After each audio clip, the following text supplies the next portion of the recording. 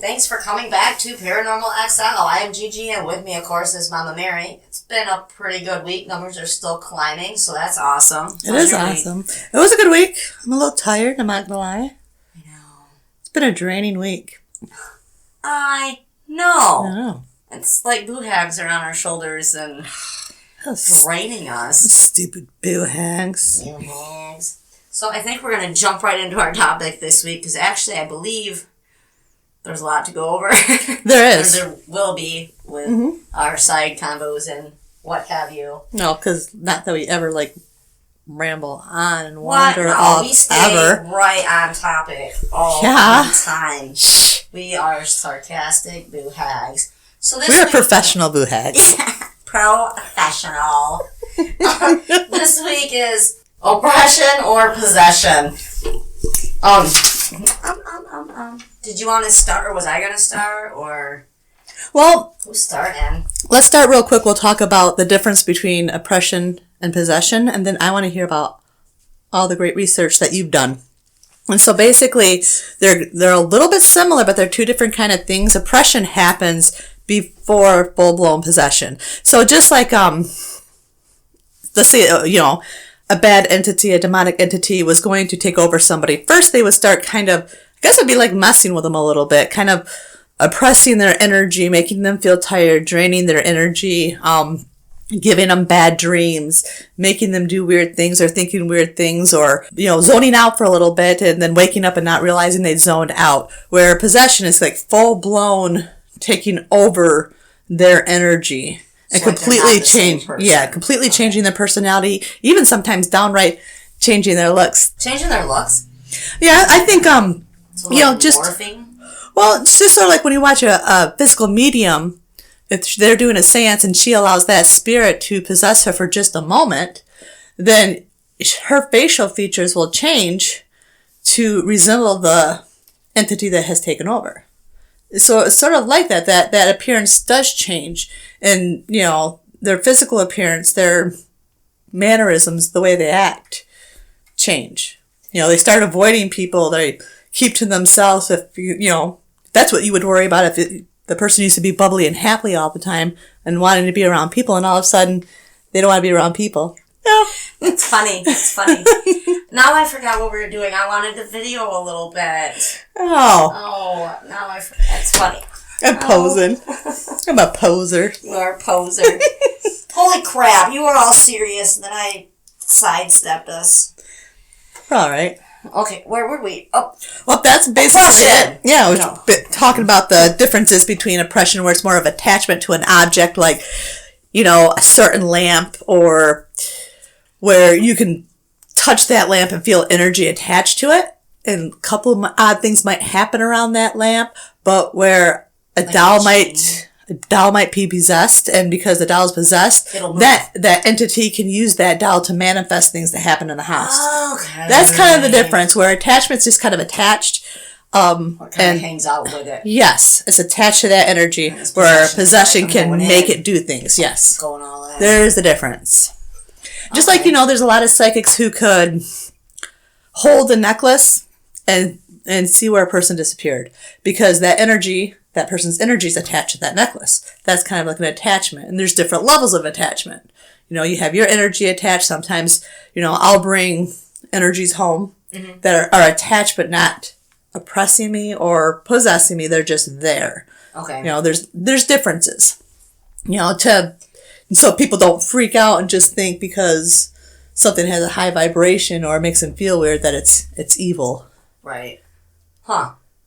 There's so much I want to say with that. It's sort of like the reason why when our loved ones pass over, we want to bring an item of theirs to our home, because it's their energy. Okay. And it's sort of like a way for them to manifest that energy.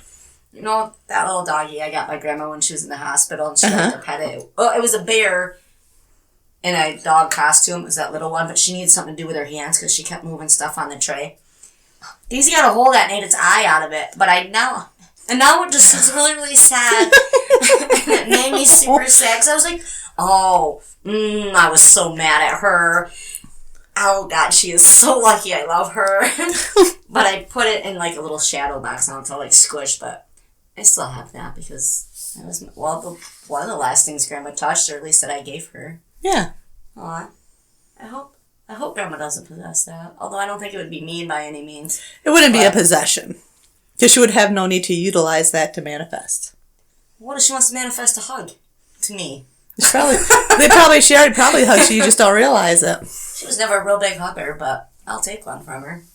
Okay, any housing. Enough with the arms. See, okay, this one got me, like, super excited.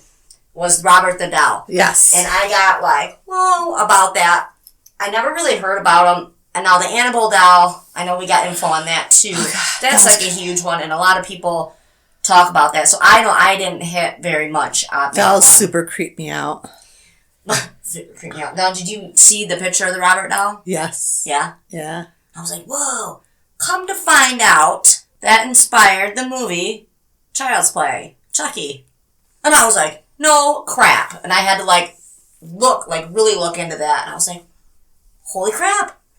And that is cool. That creeped me out because that goes back to my brother Mike and his My Buddy doll because it looked like Chucky. And I was like, he thought that doll was possessed, and it was a lot of fun.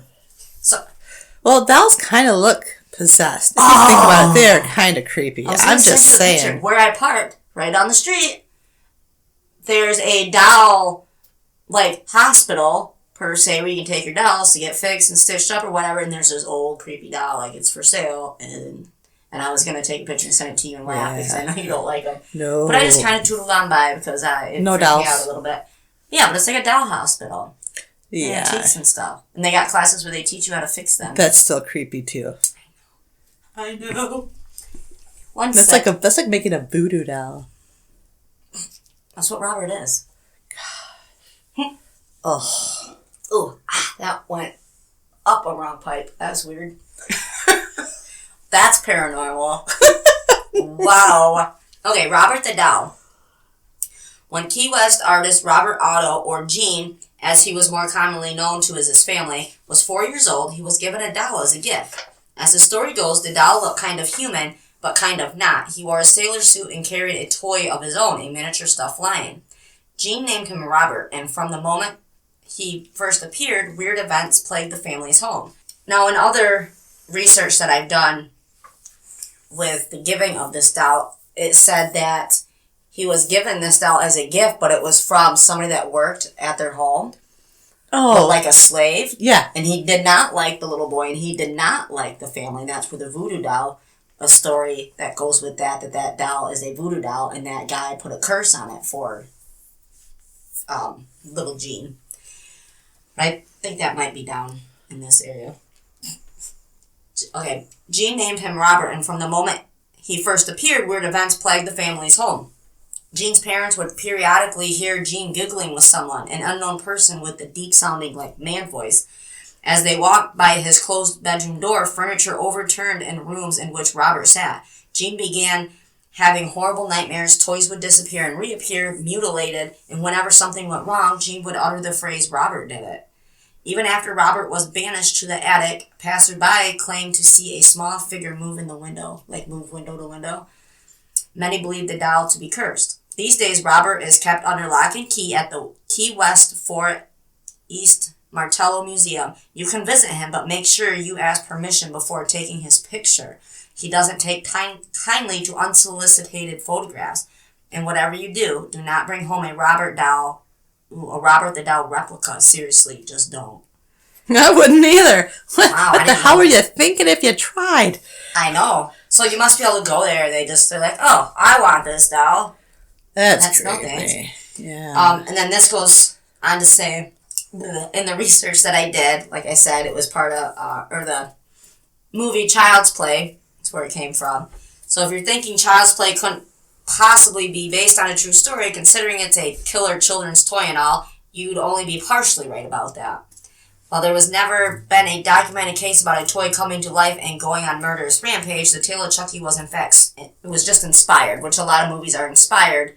And I think a lot of people kind of lose track of that when they're like, even the Amityville horror movies, it was inspired. It wasn't totally true. They have to add other stuff in there, otherwise it'd be like a 2-minute video of something weird happening. Oh yeah, and let's be real. You're not going to watch it unless it's going to like blow your mind a little bit. Right. But it was inspired by, Robert, whose creepiness is quite frankly not even matched by the Annabelle doll from The Conjuring. Oh, I love those movies. I know you do. I do. I'm like, I know you They do. really creep me out, but I super love them. Okay, here's where I was going with how he got the doll. According to the stories, Gene was given the doll as a child by an abused female servant that tended to his parents' house, who just so happened to be well versed in the art of voodoo. Legends suggest that the girl possessed the 3-foot tall doll. 3 foot? That's even creepier. That is even creepier. As a way to get back at the Otto family, it was young Gene who would experience the brunt of the doll's wrath. Isn't that creepy? I believe this happened like in 1903. I don't have the dates written down, but I want to say some of the other research that I looked into, that was like early 1900s. But who just gives a 3-foot doll? That's so scary. God, I hate dolls. I think that's just super creepy. But after seeing him too, I don't know, I don't know. Things back then were kind of creepy looking anyway. Like, they look were. at the pictures of like the Easter Bunny. Yeah. Whoa! Scary. The Halloween costumes that they, whoa. Yeah, they were freaky in general. Creepy. I don't know how people weren't more scared back then. They weren't. Maybe we're just getting softer. Pansies. We are soft. With wine. So do you want to take number 2 then? Whatever you got. Well, I have Thomas Busby's stoop chair. I like this one. I do not mean to touch your hiney. You can touch it anytime. I don't care. Oh, that's so nice. Anyway. You're welcome. All right. Well, Thomas Busby, he was not a nice man. And in 1702, he came to one day discover that his father-in-law, Daniel Audie, was sitting in his favorite chair. This sparked a huge argument, which I can totally connect with, because seriously, if I see somebody in my chair, like, my eyes turn red. I hate it. I don't know why, but I'm like, that's my chair. Yes, that's how I am with mine. Don't do anything in my chair. Don't even look at at it. To get out of my chair. Don't look at it. Don't smell it. Nothing. Just don't. Keep your shit out of my chair. Well, anyway. This sparked an argument which resulted in Audie threatening to take back his daughter. I'd say keep her. Keep her. She's all yours. Before Busby threw him out of the house that night, Busby went up to Audie's home. He bludgeoned him to death with a hammer and hid the body in the woods. The body, of course, was found. Busby was tried and convicted, and he was subsequently hanged, tarred, and left in a gibbet by the side of the road opposite of the coaching inn. It's said that on the way to the gallows, Busby requested a drink of ale at his favorite pub before his sentence was enacted. As he finished, he said, "May sudden death come to anybody who dares sit in my chair." Dun, dun, dun. Dun, dun, dun. Oh, man. Now the chair currently occupies a spot in the Thirsk Museum. Terrible fates have befallen many who have sat in it, and from brain tumors to car crashes. Accordingly, the decision was made in 1972 to hang it from the ceiling, preventing anyone from sitting in it ever again. Probably a really wise move. Yes. Maybe it should go in the attic with Robert. And I think probably they can sit in it. He can sit in it and they can just hang out. Yeah. But it's almost... Who needs to sit in it? Marge. Marge, lodging in charge, needs to sit in that chair. Get your ass in that chair, Marge. You keep on talking to you and you never answer. Marge. But it's almost like, it almost seems like, traumatic events connected with these items. It's what increases the energy and traumatizes it.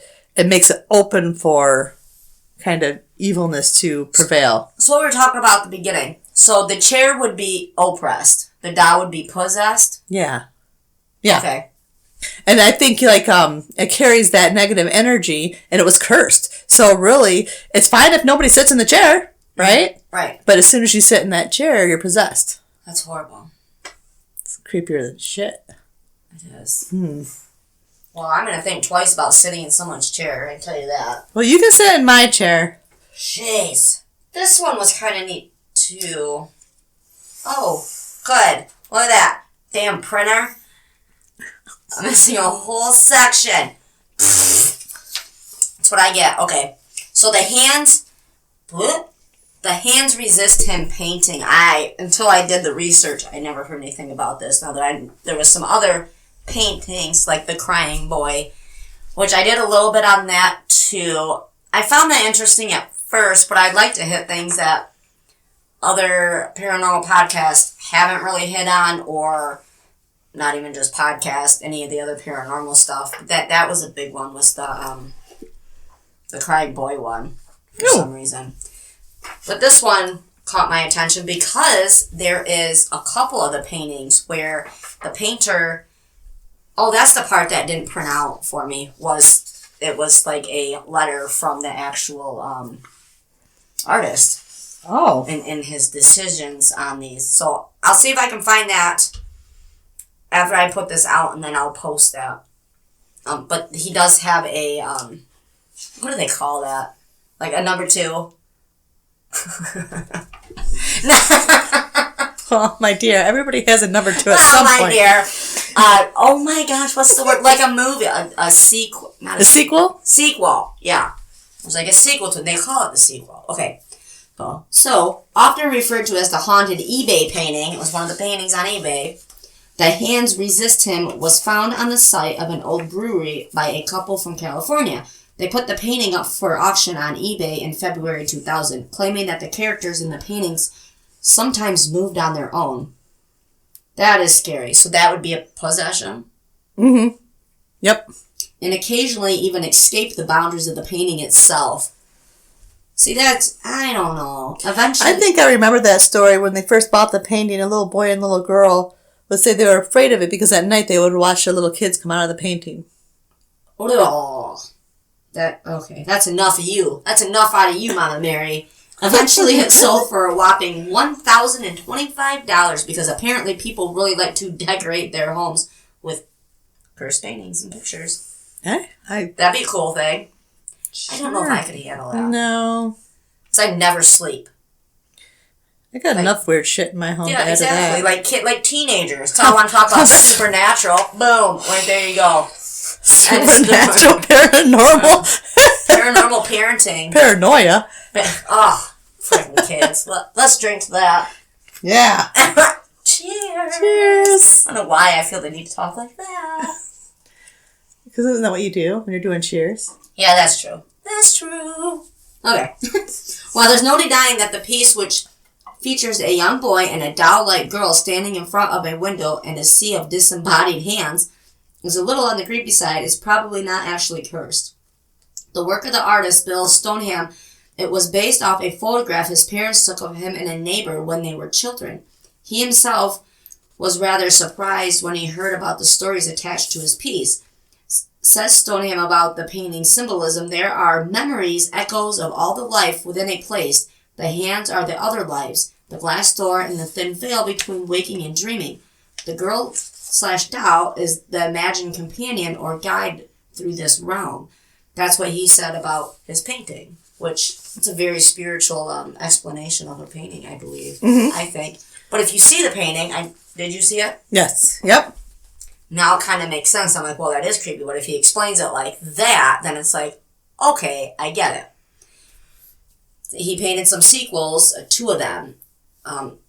There's a set of 3. I did see them all. So basically what he's saying is that he created some kind of portal, which is a veil. A portal opens so that you can step across the veil. But I don't think he initially meant to. So when he's hearing these stories of the paintings of these people that got them, he's about, uh-oh. And, portals like that, they can be created without even knowing that you did. And they don't necessarily have to be bad portals. It's just people might see a spirit coming through that portal and automatically think that it's something bad. Evil because it's you're taught to fear it. I'm going to shut your mouth right there for you. Because we are going to get into portals at another time. Mm-hmm. I'm not going to tell you when. You will have to portal there. So funny. To a different dimension. We are a different dimension. Yeah, it's for show on. I'm all over the place. Hey, your turn. All right. Well, this is a story of a haunted door. 3 little bears. So back in the 1960s, there's the story's about a girl named Connie. She remembers her father brought home an old door that he had found in like a pile of debris. I think the house had been demolished and he had gone through it and he brought home something that he could use. It was in good condition, so her father thought it would make a good addition to their house since he was in the midst of renovating the 2nd floor. So he used it to close off the parents' bedroom from the upstairs. She describes the upstairs as having a crawl space that ran behind both of her parents' room and a room that she shared with her sister. The night after her father hung that door, weird things began to happen. Around 3 o'clock, everybody was awakened by loud pounding and coming from inside that crawl space, and everyone jumped out of bed. The dad ran to the girls' room with a flashlight to remove the access panel. Everybody was petrified, but when he shone the light into the crawl space, there wasn't anything there. He was even brave enough to enter the crawl space, but still didn't find anything, reasoning that the noise might have been caused by something like, outside with a tree branch hitting the house or just, trees groaning in general. He replaced the access panel and went back to bed. A half hour later, the fierce pounding started again. And this time, the dad even checked outside but couldn't find anything. This is the point where they got really, really scared. And for the next week, the pounding continued to happen every single night. And so finally, Connie's mom insisted that the door be removed. She said that it was haunted. And finally, the dad decided to take the door out, and he chopped it up into splinters. And after that, the pounding stopped.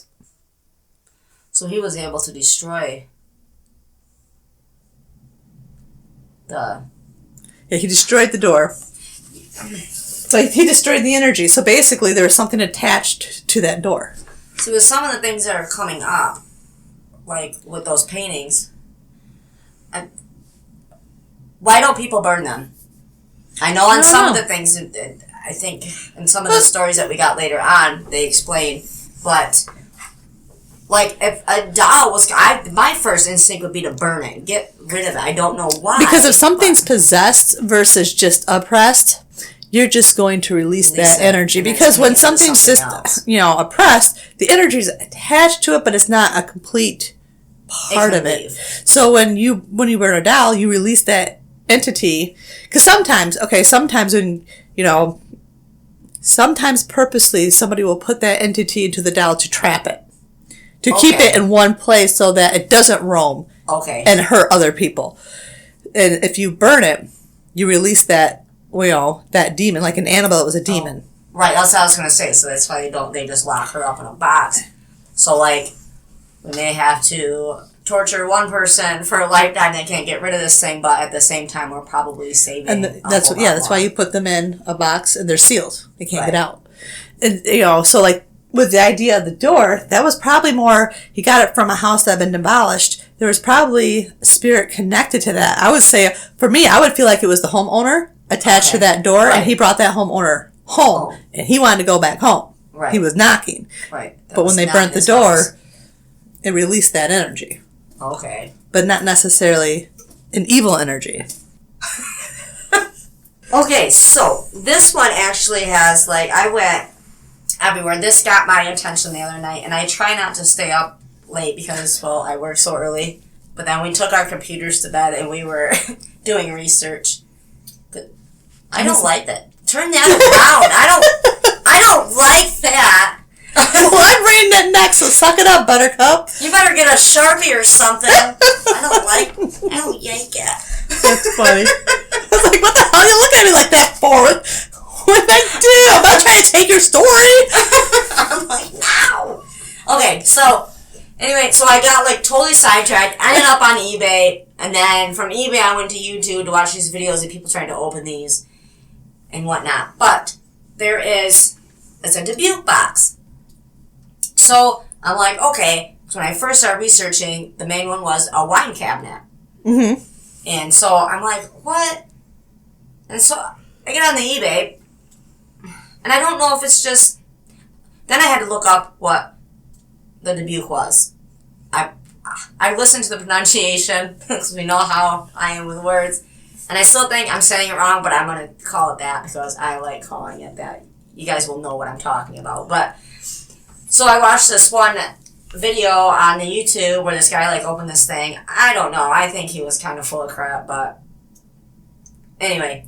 So, because my first understanding was it was just that one single wine cabinet that they were talking about, but apparently it's just where they get these demons that are possessed something else, and then somebody puts them in these boxes and they're not supposed to open them. But you can buy these sons of guns on the eBay. Mm-hmm. And I'm like, why would you want to possess...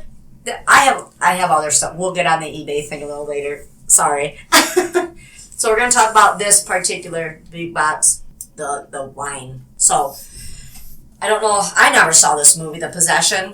I know. I was looking at that. I'm going to have to find it so I can watch it. Yeah. We should do that. Mm-hmm. We should watch some of these. Do like a marathon with our girls or something. Not that they'd want to watch it. Would that be me and you eating the popcorn? Kids are like, we're going to go play video games or something. But anyway, yeah, we'll have to do that. I think that would be fun. So it is based on a true story. Or at least as true as any story of this. Yeah, as true as you're going to get. Yeah. The item known as the Dubuque box made its first appearance on the internet in 2003 when it was put up for auction on the eBay. Its owner at the time claimed that he had picked up the box intended for storage of wine. And actually, if you've seen the picture of it, gosh, that could have been a beautiful wine cabinet, I think. Yeah, I saw the picture. It's really pretty. So, its owner at the time claimed that he had picked up the box, intended it for storage of wine, and an estate sale in Portland, Oregon in 2001. It had belonged to a Jewish woman who had lived to the ripe old age of 103. Holy shit. The box, she had always said, housed a Dubuque, or evil spirit, and should never be opened. Of course, the new owner opened it, as you might have guessed, because, when you're told not to do something, you're going to do it anyway. Well, yeah. Because the new owner was 3, and he needed to see what was in it. Things didn't go so well after that. He gave it to his mother, who immediately suffered a stroke. He asked his sister to hang on to it, but it freaked her out because it wouldn't stay shut. So he tried to sell it. Okay, first of all, it gives your mom a stroke, so you're going to give it to your sister? I wonder what kind of relationship they had. Maybe he didn't like her. Okay, so he sold it. Somebody came and put it on the doorstep with a note that said, "This reads a bad darkness, so hold it." Oh, bleh. That it reads a bad darkness, and so on. The box has changed hands several times since 2003 auction, but you can still see the original listing for it archived here. I think that there are some holes in the history that take away from its believability, but I still get a kick out of it. I guess if you were to get the whole story of it. Now, I did some other research. I try to keep, when I do the research, them separated. Mm-hmm. Just because I like to see the different stories of it. See, now, there's another one I got coming up that I listened to another podcast about it, and from what I researched, and then from some other stories about it, they all had different things. I'm not saying they're all wrong. I'm not saying they're all right either. I just kind of to throw them all in there, so we're not just saying one story. The Dubuque box is a wine cabinet that is supposedly haunted by a Dubuque. If you're wondering what a Dubuque is, it's a restless, malicious... See, I know this. I put that in there. I should know this. Malicious spirit that is believed to be able to haunt or possess the living. The Dubuque box gained fame after it was put on eBay along with the story of its sinister past. Apparently, the Dubuque box once belonged to a Holocaust survivor before it was given to Kevin Mannis. Upon opening the box, strange things began to happen. Mannis had intense nightmares that he shared with everyone else who had been in possession of the box, or near the box. His mother even suffered a stroke the same day he gave her the box as a present, and strange smells kept coming from the box. The next owners of the box claimed that they started developing health problems and that the box caused lights to burn out of their house. The last owner of the box took it to a rabbi who had it resealed and then hid it in a secret location. See, that's two different stories that I got from them. Like, I don't really know which one I don't know. One just puts out more, I guess. Probably somewhere right in the middle, I'd say. Yeah? Mm-hmm. I don't know, but I don't want that thing. No. I am curious if they'll ever say where they hid it, though. Where they put it. They probably won't. They probably buried it somewhere. Probably. You see that you don't want to burn it, because like you said, that entity will it would release it. Yeah, and that's what you don't want. That's how you trap them. So if they let it out, and they had to get it resealed, how'd they get it back in there? Like, they're missing like a whole gap in there. Yeah, that would be somewhere where you get the you get the people who have that gift, the shamans who have that gift to trap a spirit, like drawing a spirit out of somebody and trapping it into a jar. Right. And then burying it. What was I going to say? Because then I started thinking about genies. Sorry. But, where did it go? Like, where are you going to say, hey, you evil thing, get back here and get in this box, and we'll give you wine because that's what it's meant for. Like, where did it go? Put a little wine on the bottom of it? Yeah. It's trapped in there. Well, I know it's trapped in there, but how, okay, when they get released, like, oh no, I opened that box and they told me not to, something just flew out of here. Like, does it just, fly out and, hang out? No, usually it's going to attach to one of the closest energies it can that will allow it to. So probably attached itself to that guy. Mm-hmm. That's what you're saying. Okay. I kind of go back to watching Supernatural, where when they kill the demons, they stab them with that sacred, angel knife thing, and they go, and they go out. And then some of them, depending on what is in there, not necessarily just the demons, but they fly away. And there's probably some cases, that's what they do, demonologists, when they're doing exorcisms, they send the demon away, but they have to have the name. You have to have the name in order for it to leave. You see what I'm saying? To banish it. Exactly. From this realm. You can trap them, and you can seal them, and you can bury them, and that's using the name. Well, when we did that with the jar, we used the name until we drew the entity out and trapped it in the jar, and we buried it. That's all very fascinating. I really do. I have a lot of questions. Well, because, it's full of questions, only because it's one of those things where if you can't see it, you didn't see it go in there, how do you know it's really in there? See, I picture, going back to Supernatural, it's like this black smoke, and it goes, oh no, I'm free at last. And then you're like, get in here. And then they're like, oh no. And then they go, and get in there. That's how I picture it. That might be weird. That's weird. I don't mean to be weird. Why did you just keep shaking your head at me? I'm just nodding at you. Just agreeing with you. Yeah. Uh-huh. No, there's probably a lot of different ways that it could happen, really.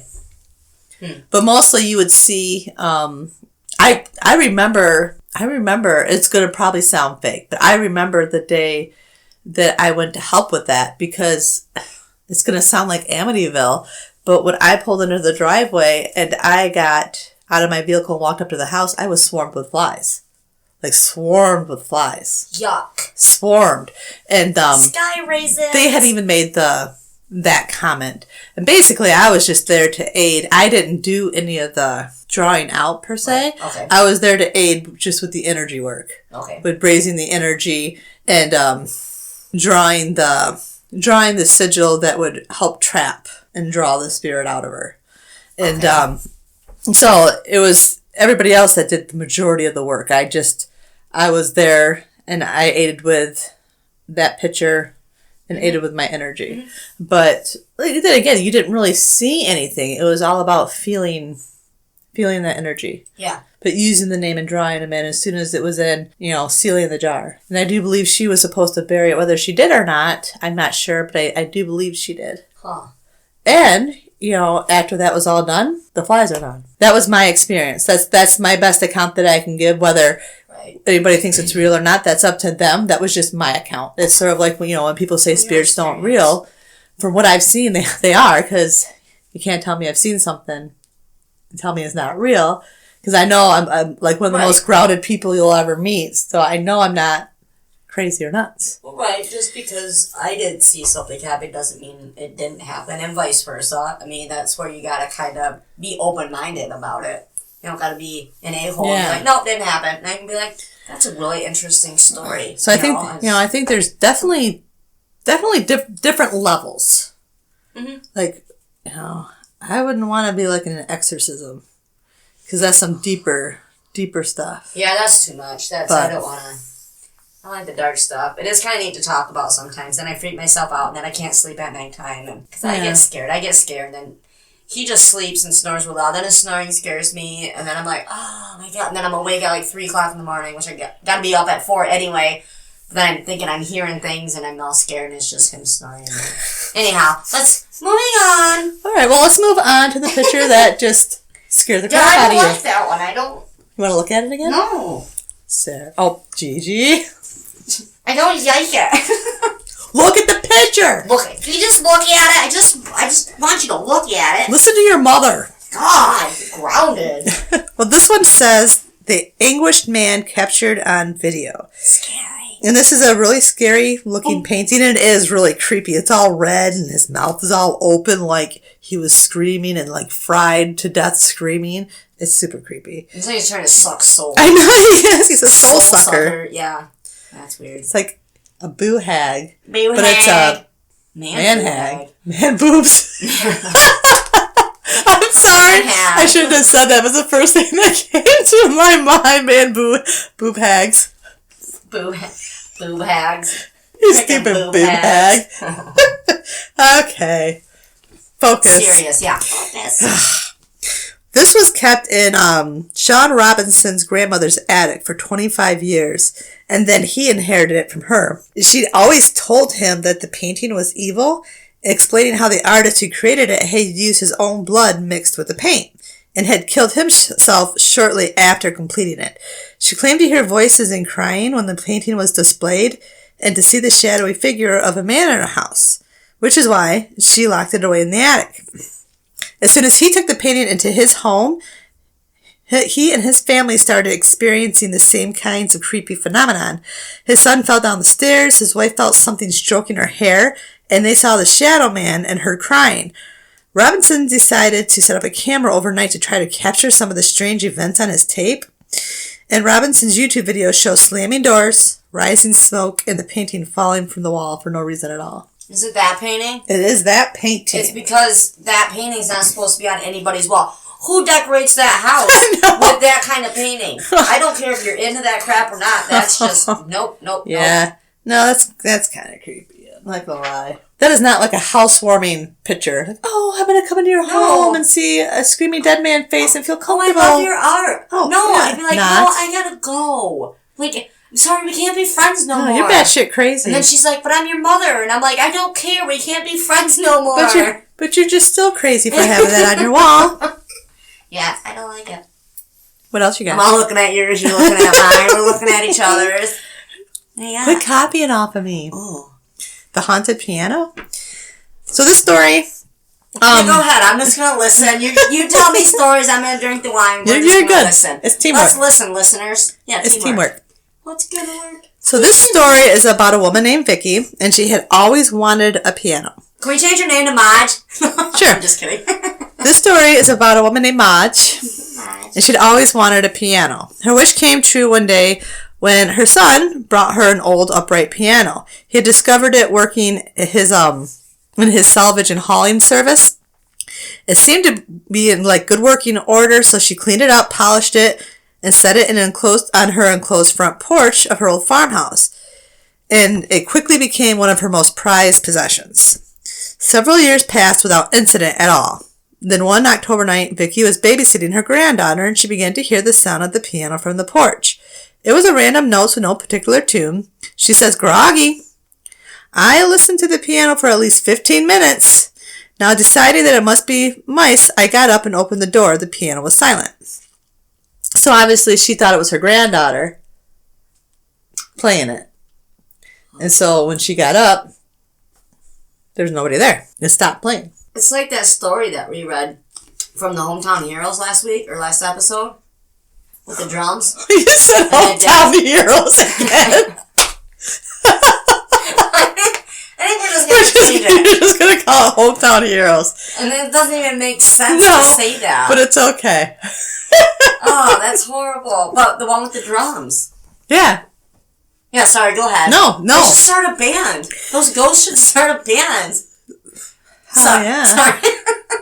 We'll call it the Hometown Hero Band. Yeah. I was thinking the Grateful Dead, but we already got a Grateful Dead. That's a good one, too.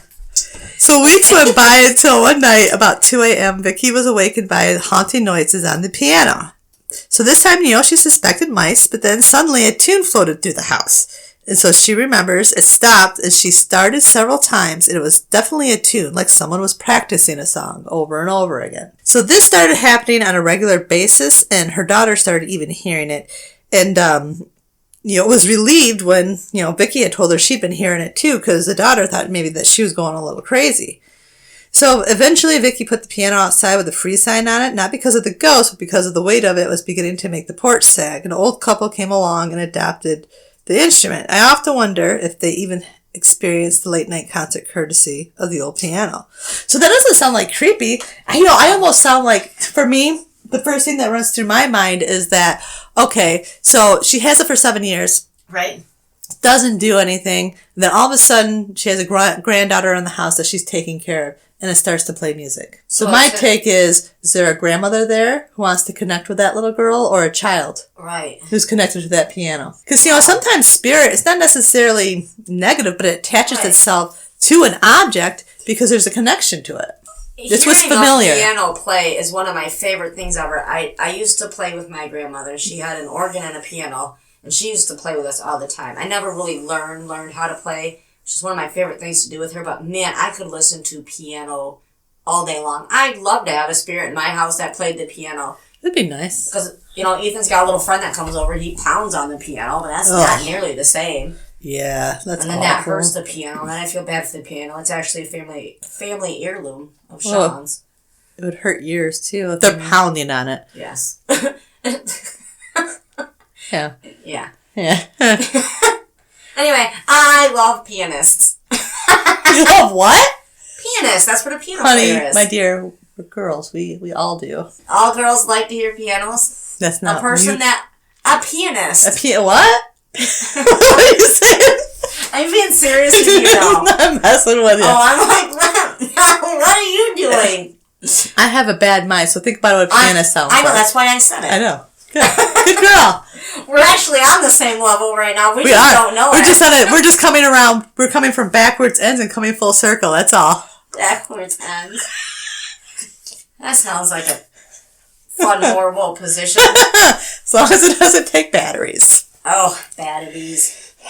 Anyway, speaking of batteries and vibrations and all that stuff that we talked about before, when we were talking about those guys from that thing, and I said they could investigate me, I was going to make a comment because we were talking about that and then the vibrations, and it was all going to go in together, and it went in together in a funny joke in my head, but I never said it out loud, and then I lost exactly what I was going to say. But it was super funny, so I'm going to laugh about it right now. Cause, yum. Yum. Kristen is one lucky gal. She listened. She should probably listen to this one. She should. Kristen, a shout out to you, honey. A big shout out. You are lucky. I'm like totally jelly. Like, yum. We should probably post that on the page so people can see what we're talking about. Yeah, yes and no, but help advertise what they're advertising. Yeah. Because I think that would be the friendly thing to do. We should. And I think everybody should see what we're yumming about. They had pretty big muscles and stuff. We better move on. Holy shnikes. Moving on. Okay, Anna Baker's wedding dress. In 1836, Iron Master Elias Baker purchased a mansion near the... As you know, I just froze on a word. Near the Allegheny Furnace in Altoona, Pennsylvania. Shortly after, he, his wife Hetty, and their two sons moved in, Elias and Hetty welcomed a third child, a baby girl named Anna. According to the stories, by the time Anna had reached marrying age, she had fallen in love with a local steelworker. They got engaged in secret, even going as far as to obtain a beautiful gown for Anna to wear at their wedding. Alas, though, her father discovered their plan and forbade Anna from marrying the man she loved. He was too low class for her, Elias said. The match would never do. The wedding dress went unworn, and Anna Baker died an old maid in 1914. The dress remained on display in the historic House Museum. The Baker Mansion eventually became, for quite some time, and every so often it would appear to dance all by itself. Its sleeves, damn wine, it's red wine, that's why. The sleeves of the dress would be seen fluttering and the matching slippers tapping as it moved by non-existent wind. No. Just danced by itself. Wow. There's nothing like a pair of star-crossed lovers to add a little oomph to a legend, but this one at least has been fully debunked. According to the executive director of the Blair County Historical Society, which maintains the Baker Mansion today, the dress was worn by Elizabeth Bell in 1830. Bell was the daughter of another ironmaster, Edward Bell. The room the dress was displayed in memorializes the Bell family. Unfortunately, though, the dress had to be taken out of circulation. It had degraded too much due to the exposure to light and other airborne substances. No. Well, that's weird. So the dress was worn, but not by Anna. So it's just kind of a story that was all mixed together. Kinda. But I don't know how the dress went. So it may be Anna sold it at a garage sale. Because she was like, my freaking dad. God. That's sad that she died. Like, never being able to be married. But Yeah. wasn't even back then at the age of 18, you're like, whatevs, Dad, I'm going to do what I want. Probably somewhere. Probably not her, though. Not as she came from a wealthy family, I Yeah, guess. you kind of did what you were told. That's really sad. It is. That sucks. I thought there was more to that when I... So I want to... Yeah, I'm not going to get into it. I'm just not. What you got? This one. The bunk beds! Yeah. Yes! Do you have the bunk beds? Yeah! You want to read it? Oh, yeah. Well, we might not have the same things. We don't. Well, probably essentially the same, but... Well, let me read mine. Okay. And then you can debunk. Get it? Because it's bunk beds. That's funny. I don't got as much as you. All right. So, in 1986, Deborah and Alan Talman... I come up with pretty funny stuff sometimes. Every once in a while. Moved in with their young children to a house on Larrabee Street in Horicon, Wisconsin in 1987. They bought a second-hand set of bunk beds for their kids for $100. By 1988, they had moved out of the house and buried the bunk beds in a landfill where they hoped that no one would ever set eyes on them again. When they brought the bunk beds home, they brought more than just a piece of furniture with them. They brought in something else, something that terrorized them for months. They began seeing strange shapes in their home, hearing voices that didn't belong to any of the Tallmans themselves. I'm sorry. Fighting with... I was getting a little witchy there. I was getting talisman. You're a little witchy. Yeah, sorry. Different podcast. Fighting with clock radios that had kept changing channels by themselves and furniture that moved when no one was looking and jumping out of their skins with fright when an apparition of an old woman appeared without warning. About half a year after they bought the bunk beds, or brought the bunk beds home, the Tallmans had had enough. They got rid of the beds, said Deborah Tallman to an UPI at the time. The beds were buried Saturday in a landfill where nobody will ever build. They took them out there and they plowed them under and put the house up for sale. But although no other residents of the house ever reported any supernatural activity, the period in the late 80s during which the Tallmans lived at the address stuck with them, said Deborah Tallman to UPI after they moved out. I think it's going to be a long time before things get back to normal. I still cannot sit at home at night and not be afraid of the dark. As far as we know, the beds have never been unearthed. But that doesn't mean they're still there. They aren't still there, waiting. It kind of leaves you thinking, what would be the significance of the beds? Right. Connected with, a little old lady. I don't want to say little old lady, but, an older woman apparition. Right. Unless something bad happened, let's say they were her, something bad happened to her. Maybe her kids died in it or something. I don't know. It'd be interesting to look deeper into that. Yeah. Well, let's see what I have. Okay. Alan and Debbie Tallman purchased a bunk bed from a second-hand shop in February 1987. After they purchased it, they stored it downstairs in the basement for 9 months before bringing it upstairs for their children to sleep in. But as soon as they brought it up to their home where they used it, things started to get creepy fast. Their children became ill and claimed that they saw a witch. And a radio started to change stations, seemingly all on its own. Eventually, the Tallman family got a pastor, and things started to get a little better. However, soon after Christmas of 1988, the haunting started again. After coming home one day, Alan heard a voice urging him to come here. He followed the creepy voice to the garage, where he found a blazing fire. Alan rushed to get a fire extinguisher, but when he came back to put the fire out, it had seemingly disappeared. The family became so fed up with the bunk beds that they decided to burn them, which coincidentally stopped the hauntings. See, our stories are completely different. There. That is interesting. So which one's true? Right. Interesting. What was the years in yours? 1987 and 1988. So those years were correct. Just the way of disposing of, I would go with, let's be real, I would go with the fire one and burning it, because what's going to be more easier? Going out and burning the bunk beds, or going way out in the middle of nowhere and digging up a big hole and burying it in a landfill? Right. So I would go more with that. What if this family is still around? Because they're not that old. No. Especially if they had kids. Mm-hmm. So if you're a tall man, get a hold of us. If you know this, if this was you, we'd love to talk to you. Yeah. It's weird. We want to know the truth. Yeah. Nothing but the truth. Yeah, definitely the truth. What's that one? I don't know. Not the one I want to go to. I want to hit the crying boy picture. Painting. Why would you want to hit it? Well, some people would. I just want to hit a little bit about it because this is the one that I listened to on the other paranormal podcast that I listen to. Because on occasion I'll listen to ours just to laugh.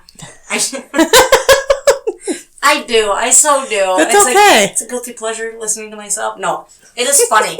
But I listen back on different apps too because of the sound. The sound is way different from like when we're editing and stuff to what is actually put out. Mm-hmm. It's so different. Like, I think it may sound good. Like, I thought the first 11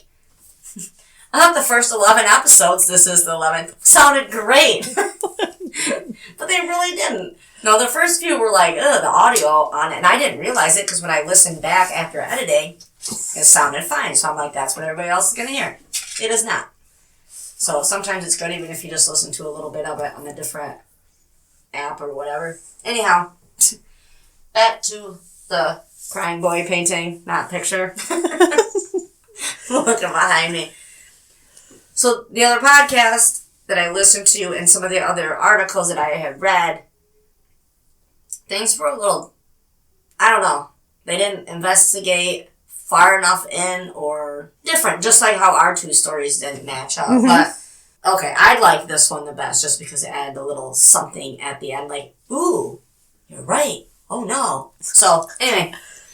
So you've probably seen the crying boy painting before. I know we have because but apparently it's actually a popular painting.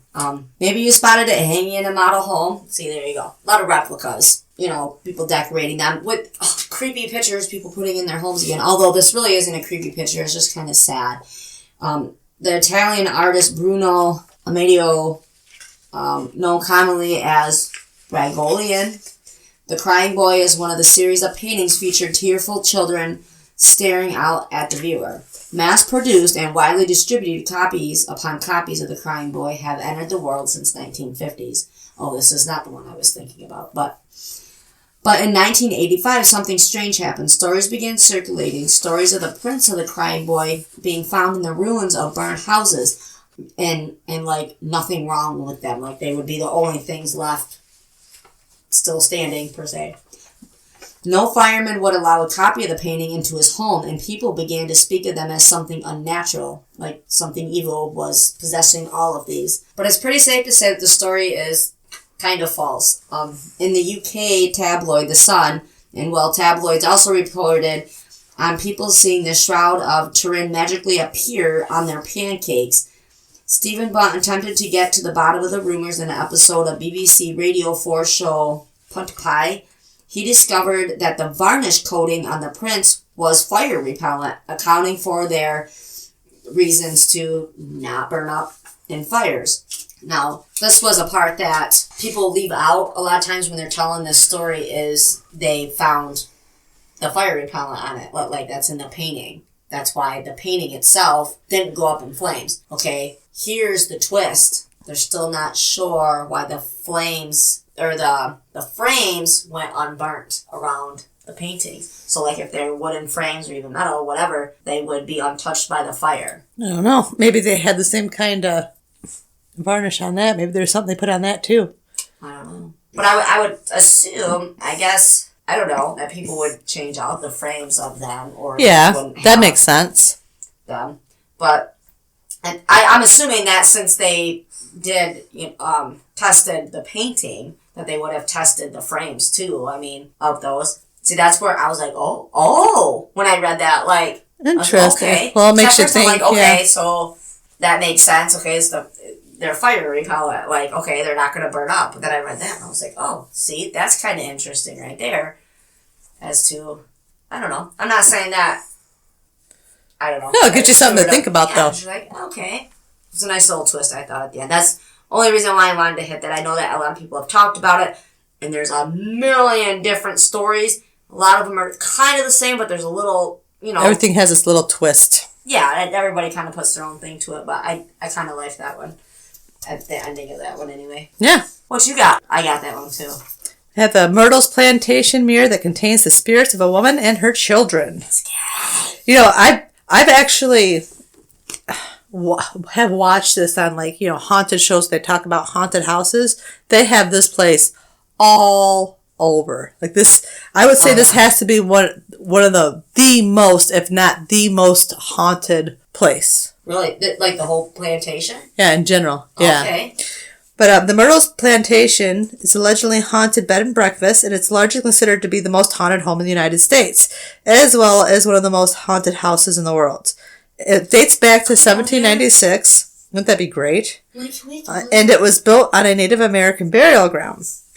Also, it's rumored to be the location of at least 10 murders, and tons of paranormal events are almost a daily occurrence. Perhaps the most haunted item in the premises is a mirror that was added in the home in 1980. Guests of the plantation have reported seeing figures lurking in the mirrors, as well as a child-sized handprints on the glass. Legend claims that the mirror contains the spirits of Sarah Woodruff and her children. The Woodruffs were poisoned to death through custom dictates that the mirrors be covered. Okay, so I'm going to give what I know the rest of the story. So with this story, Sarah Woodruff and her children, if I remember this correctly, it's been a long time since I've seen this story, so if I'm wrong, correct me, because I'm just kind of winging it right here. But it was a black female servant, and she was taking care of the two children. And the children were getting older, and they were able to take care more of themselves, right. And that was her main job. Right. And so she was worried about losing her position in the household, and being sent back out with the slaves to do field work. She didn't want to do that. So she slowly poisoned the little girls so that they would get sick and that they would need her and that she would win back the family's favor in order to stay in the house. She ends up killing them and the mother too. And then I can't remember exactly if somebody knows, let me know. If the slave after that, I think she ended up committing suicide because she knew that she had, technically murdered the children, or if they hung her, I'm not sure. But that's where that all comes from, where it's highly active. And it's, one of the reasons it's a highly active area is because Native Americans alone, in general, plus on a burial ground. But, the spirits that are trapped there because she took their life. But that's my, from what I remember from watching it all the time and researching it when I was younger, that's the basic story. You don't see that whole story here. Right. So research it some more, and if I'm wrong and I'm confusing it with another story, somebody tell me. See, I got a little blurb on it as well. Not as much as you. So I'll read what I just kind of pretty much says the same thing, but it leaves out says the same thing, but it leaves out everything you just said. The Myrtles has a reputation for being the most haunted plantation in the South. So that right there should give you a hint as to what you're in for when you seek out a particular mirror that resides on the premises. One of the many, many stories attached to the place alleges that Sarah Bradford Woodruff, one of the plantation's ladies, and 2 of her 3 children died in 1824 of Olander poisoning. They never quite managed to leave. It said that their spirits are trapped within an antique mirror still on display within the house. Strange marks often appear on its surface, marks that no amount of cleaning can remove. But sometimes it's just not marks, sometimes it's handprints. Oh, well, I guess that poisoning coincides with what... Yeah. Yeah, because I didn't have any of that poisoning stuff. I was just going by... because I've always been a little obsessed with watching haunted stories, and that's one of the ones I always watched. But for my recollection, story on this? Oh yeah, well I used to watch it like when you would watch like the most haunted places, and they would tell stories. Yeah, I remember that story. Oh, wow. That's where I got all that story from. So that's why I said if I'm confusing it with something else, don't hesitate to tell me. If I've confused the 2 stories, but I'm pretty sure, I'm 99% sure that that's the rest of the story. It's a horrible, tragic story. I shouldn't say I like it, but it is. That would be one to be neat to see a movie on or something. It would be, and you have to think, too, that, necessarily the slave wasn't being evil. She was desperate. Yes. And she wasn't trying to kill them. She was just trying to make them sick enough so that she could aid them. She still need to be needed. Yeah. Yeah. Okay, next I have the conjure chest. About 150 years ago, a very wealthy man named Jacob Cooley ordered his slave to build a chest for his first child. After the slave finished making the chest, he showed it to Cooley. It was said, while answering my... What was that? What? At least you're getting the right answer. That's so funny. It was said that Cooley became so enraged over it that he beat his slave to death. After hearing of the death, Cooley's other slaves made a pact to avenge their friend. They scattered the blood of an owl over the chest and had a conjure man curse it. From then on, the family was cursed with multiple deaths. Cooley's firstborn son died as a baby, and eventually more than 17 deaths were attributed to the cursed chest. You know how I went to all evil and then how it changed? As soon as you hit the word baby, you're like, oh wait, it can't be evil, it's a baby. It's a baby. The curse is said to have been lifted by a conjured woman. See, women aren't so bad. And the chest can now be seen at the Kentucky History Museum. I want to get down to Kentucky. I think that'd be a fun weekend trip. We can take our husbands with us. Why not? Make them come. Yeah. Torture them a little bit. There's some history down there and some hauntings down there. We got some listeners down there that... Yeah. I want to see us. I'm sure everybody wants to see us. I mean, why wouldn't you? I'm just saying. Our heads really aren't that big. No, they're not. I got relatives down there, like I do in 43 other states.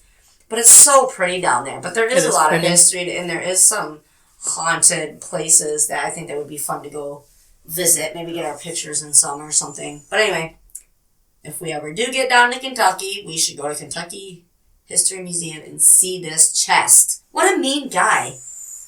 Really? Yeah. Why would... You were so mean you told him to do it. You told him to make this for you, and he took his time and he did it, and then you... So, I want to know why, What a D-word. What is it that enraged him so much? What are we missing? Well, okay, yeah. So, because if you asked him to make it, you wouldn't get mad because he made it. So, what he probably just didn't made like him it. made? Yeah. Maybe he didn't put a nail in the right place or something. I'm man-hating right now. That was not nice. Although, and then his firstborn died. That's sad. But 17 deaths were attributed to the cursed chest. You're right. I need to find my clicky pen. Found it. Click it. We're going to start this one. We'll look more into that. Mm-hmm. For show. Oh, sure, Dad. What is this? Who wrote this? You have any more? No, it's all you. All right. It's all you. So, we have the chair of death. All these chairs. All these chairs, and people don't want to sit in them because they're all scary. Oh, yeah. All these chairs and no place to sit is the weirdest thing. Okay, Balleroy Mansion, which was once home of Thomas Jefferson, houses some very historically important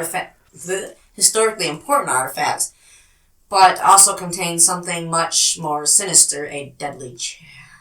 No. Oh, my God. The mansion's last remaining inhabitant, George Meade SB, who died in 2005, claimed to have seen ghosts walking all around the old house. One of the most infamous tales he told involves the chair of death. The chair is said to be inhabited by a spirit that SB named Amelia. Legend has it when Amelia is present, a blue mist surrounds the room, and then whoever sits in the chair will die. Many people have distributed this claim, and 4 people have even tried to disprove the paranormal theory by sitting in the chair. Unfortunately, for those unbelievers, all of them met their end soon after sitting in the chair. Okay, all I'm saying is believer, not believer, and not sitting in that chair. No, exactly. Why? Exactly. What's the point? No, because even if you don't believe, and then that's going to make you believe, but then who cares because you're not going to be around to say that you're a believer anymore. I just won't. Just look at it. Just look at it from afar. I got Valentino's ring. I mean, I don't have the ring, but I could probably get a replica on eBay. Oh. Because, yeah. You can find anything I on still eBay. got some more on eBay coming up. Rudolph Valentino was one of the greatest silent movie stars of all his time. That is until he bought a ring that seemingly screwed everything up. Valentino bought this ring from a jeweler in the 1920s. The story has it when Valentino showed the ring to one of his friend had a vision of Valentino as pale and lifeless. The next few pictures that Valentino was involved with flopped at the box office, and within the next 6 years, Valentino would be dead. But the story doesn't end there. Valentino's lover became ill after wearing the ring, so much so that it derailed her career for years to come. Russ Calabo, who played Valentino in a biography about his life, wore the ring and died in a shooting accident just days later. Finally, a man named Joe Casino bought the ring but decided not to wear it until he thought the curse was lifted. But even after waiting several years to put it on, the curse remained. Casino died within a week of putting the ring on. Today, the whereabouts of the cursed ring are unknown. Which means there's probability that you could find it on eBay. Maybe. Interesting. But you have to take it to somebody to get it validated that it is Valentino. Get it validated that's Valentino's ring. Say that fast 3 times. Nope, I can't say it even one time. So with the eBay stuff, so I got into this, and then like I said, I ended up on the eBay, and I'm going, and Sean's like, what do you need on eBay? And I'm like, oh my God, you can buy all these haunted things. He's like, oh my God, no. You're not getting the credit card for that. So the items for sale on eBay, if you go to eBay and just type in the word haunted, you get like a whole slew of items. Like, it's just crazy. But remember to buy them at your own risk because, well, we don't know. I don't know. So there's one, it was called the Haunted Child Spirit Doll, which there's actually a crap ton of them. From the listing, it says, we moved in our 1920s house a couple years ago. A while ago, I stumbled upon an old trunk in our basement that had been converted into a toy box. Since then, the following has happened. My son's toys go off randomly without anyone there to touch them. My eldest son has nightmares every night as he has woken up thinking he has heard someone walking around in his room. My front door has swung wide open and no one is there. I have heard laughing and someone coughing when I've been home alone. My 5-year-old son is now afraid to sleep in his room alone and must have a nightlight on.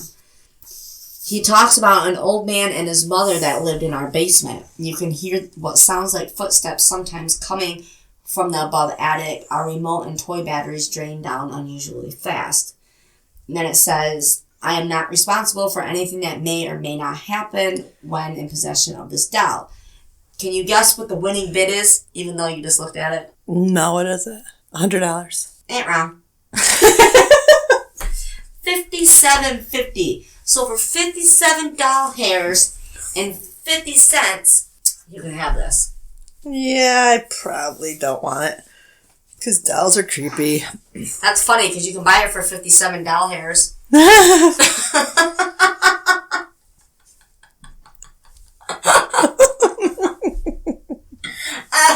my gosh. So funny. So, yeah. So you can buy haunted items for like under $60 on the eBay. Pretty amazing. It kind of is. People will sell anything. Get that side hustle. Like, that's... Yeah. I'm just going to sell this. I think it's pretty haunted. I'm not going to burn it. I'm not going to bury it. Let's sell it on eBay. Let's make some money. So anyway, moving on. There's haunted antique china. No. And they're going to sell this. Just 3 pieces. From the listing, it says, all 3 pieces were found wrapped in a wad of old newspaper under the porch of a house dating from about 1910. The bundle was buried under a thin layer of dirt and damp, decayed leaves that must have blown under the porch for decades. The homeowner set the china on the windowsill and promptly forgot about them. One afternoon, an elderly neighbor was passing by, and she noticed the pieces of china on the windowsill. She seemed suddenly disturbed by their presence and asked where he got them. After some questioning, she admitted they looked very similar to a pattern to a set once owned by another neighbor, Miss Dillon, whose husband beat her. One day he turned up dead. Miss Dillon became reclusive and then suddenly moved away with no notice to her former friends. The homeowner thought more of this until the next morning when he found the creamer and 2 cups on the kitchen table and could not remember bringing them in the house. He quickly put all 3 pieces in a shoebox. He put the box on the porch and he made a phone call to a friend who had interest in the paranormal. After relating the story and getting some suggestions, the box was picked up and delivered to us. I can personally attest that in the time I have wiped them off and taken photos, there were no less than 3 dips in electrical power that caused the lights to dim briefly. Winning bid, $45. My new baby cauldron that I bought? That's actually from a 3-piece set. Oh. I looked it up because it's actually worth a lot more than what I There's what 3 I paid baby for. cauldrons? No. 1 baby cauldron because it's not really a baby cauldron. I'm being frugal. It's actually a sugar bowl. Because you know how they come with like the sugar bowl and then like the creamer thing? And they're like little. Uh-huh. You're like so tired. And then like you get the thing that holds your tea or coffee, whatever you have with it. Yeah. I love it. I think it's cute. A haunted watch. And it's stuck at 11:29 p.m. From the listing, it says, the person I received this watch from informed me that Julie owned this watch when she was 24 years old. She set the watch on her nightstand before she set off to jog, and she never returned home. Sadly, she was abducted and killed by a crazy person around 11:29, the same time the watch stopped working on her nightstand. Ooh, I just got chills reading that. I took this watch to a medium friend, and she confirmed that Julie revisits this watch from time to time. No pun intended. That would explain the unexpected temperature drop I get sometimes when I hold this watch. I felt goosebumps in 80-degree weather. Watch is not working. Watch is used. Watch is used. Please read this disclaimer before you buy this item. I cannot guarantee the same experience I had, and I'm not responsible for the experience you have with this item. The disclaimer is for my protection as well as the buyer's protection. eBay prohibits the sale of intangible items. It's also their policy for me to state this disclaimer. I am selling this item as nothing intangible, just a watch. Wow. Poor Julie. I think she's worth more than $17.50. Yeah, kinda. That's kind of sad. Oh, look at that. A haunted Dubuque box. Oh, there you go. This one, these are all from these are taken word for word from the listings and then what they were sold for. The haunted Dubuque box from the listing. If you're not experienced in the paranormal, then look to buy somewhere else. I am not looking to sell to people who have no business getting involved in something they know nothing about. Not trying to sound harsh, just a warning.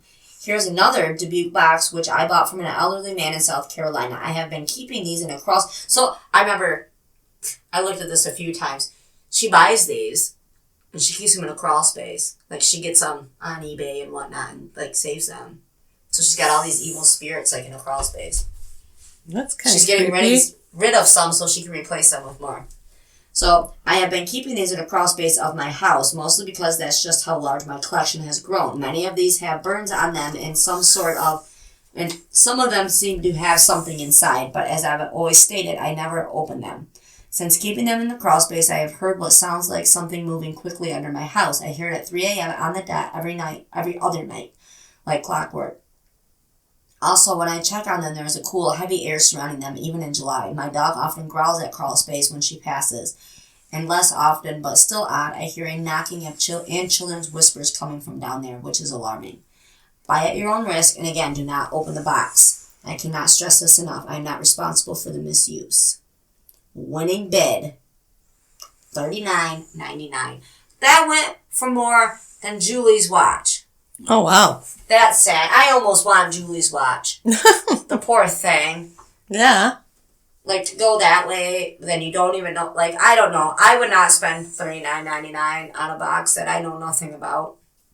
And to put it in my crawl space. No, yeah. Just from knowing what is out there, the information that people do have about them, I just don't want one. But why would I buy an empty box? Well, empty, per se, that I can't open. Yeah, it's just going to shove somewhere. Pointless. Yeah. Mm-hmm. In a crawl space and then piss your dog off. So I got a haunted... I don't have a haunted vintage bear, but somebody does. From the listing, my grandmother went to an antique store in San Diego when she was a teen and saw this creepy-looking old teddy bear. She told me that she took Joey home. She started to have nightmares.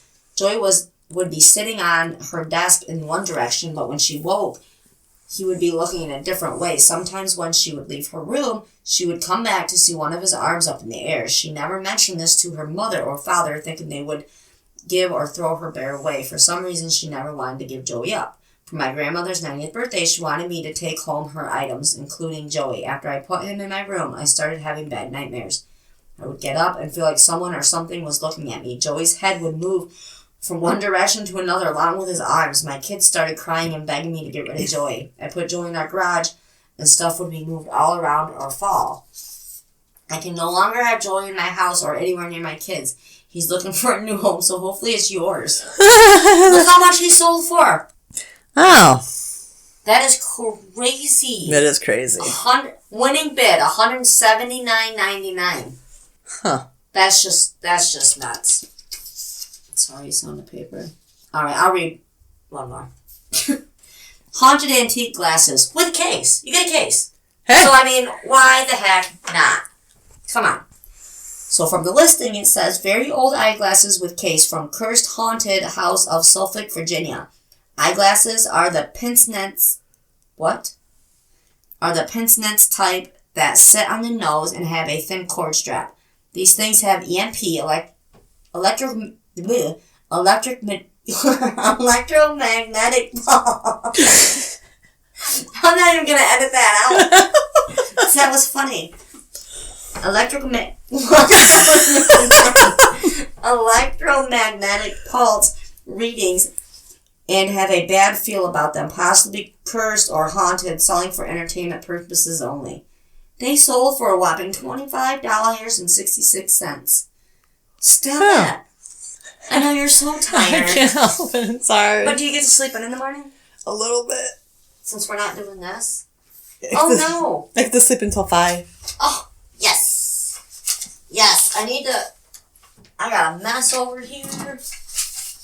I need my wand. Oh. So, with all those being said, we hope you enjoyed. Do we? Of course we do. Okay, good.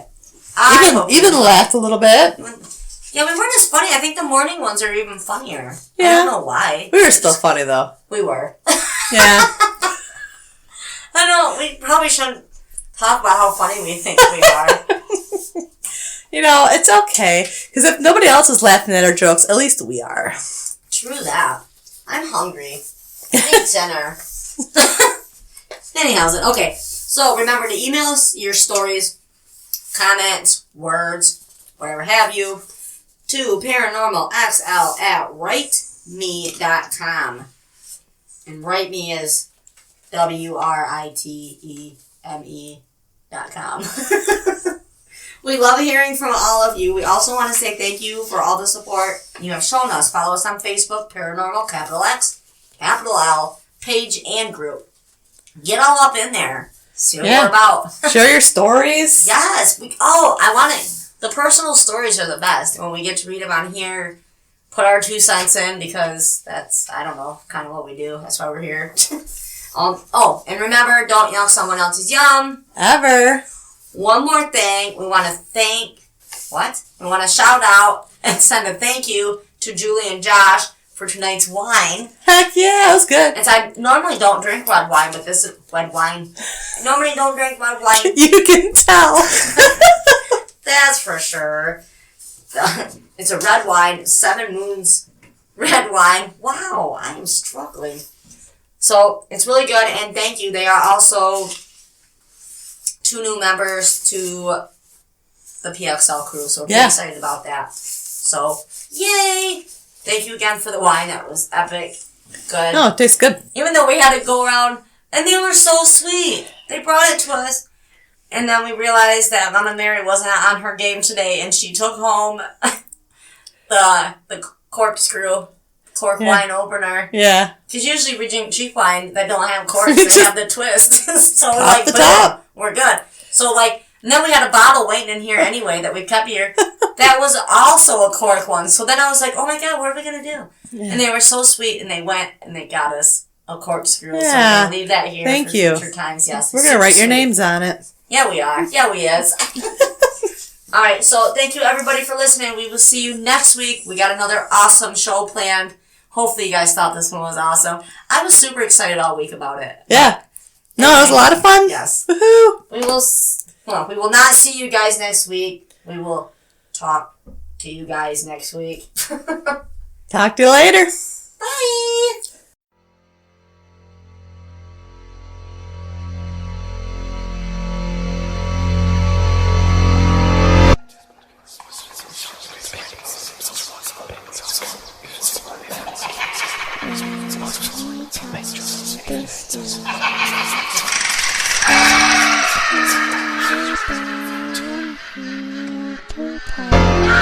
This